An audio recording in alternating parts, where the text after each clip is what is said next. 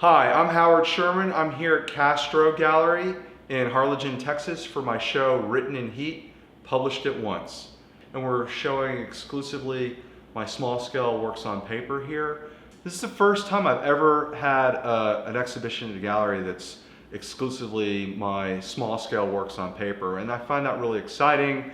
They generally over the years have not gotten the same level of attention that my larger paintings and larger assemblage works have gotten, and so it's really exciting to sort of focus on these smaller scale pieces exclusively. The show includes both older works on paper, all dating back to maybe even 2017, as well as a bunch of brand new ones that I just finished.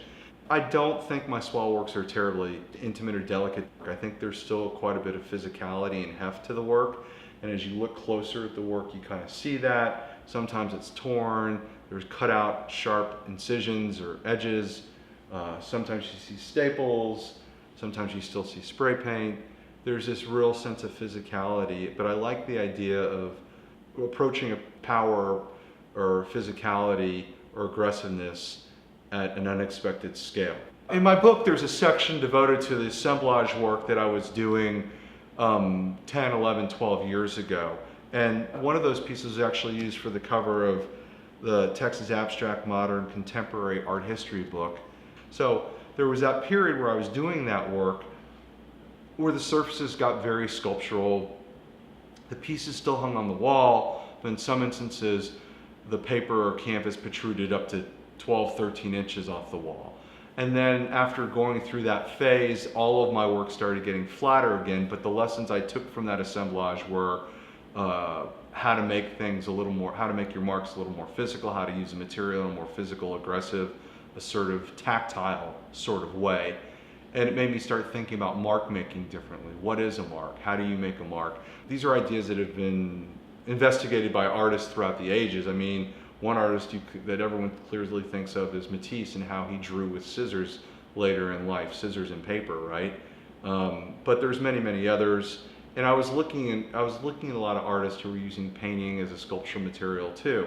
In recent months, I dug up this charcoal pencil I found at the bottom of an art supply kit that I had, and honestly, it might have been the 90s, might have been the last time I'd worked with that particular drawing implement.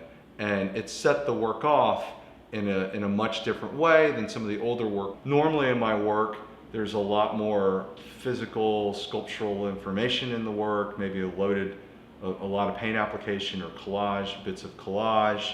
And when I say collage, I mean I sort of cannibalize my own work. I will go through old paintings and drawings that are unresolved and not working, and I'll cut out interesting passages and appropriate those into newer pieces. I don't use material from outside my own studio. I don't cut up old magazines or newspapers or other kind of material or other kind of resources.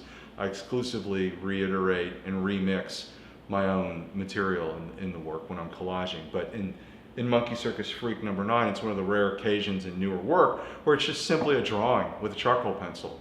And there's a wonderful sort of sparseness or intimacy to it because of that reason, which is something I don't normally do, which makes it a very unique, unusual piece for the show. And I'm just sort of drawing in the most simplest of ways. Within the context of this show, there's actually a broad variety of work. On one end of the spectrum, you've got Monkey Circus Freak number 9. On the other end of the spectrum, I've got a piece that's a little bit older called Primary Plotline number 16, which definitely feels like it's got a lot of physicality and sculptural elements to it. It's very tactile. It's constructed in a little bit more of the marks are built out of collaging other drawings onto the surface of that. You can definitely see a very obvious relationship between the newer work and the older work, but you also see a little more variation.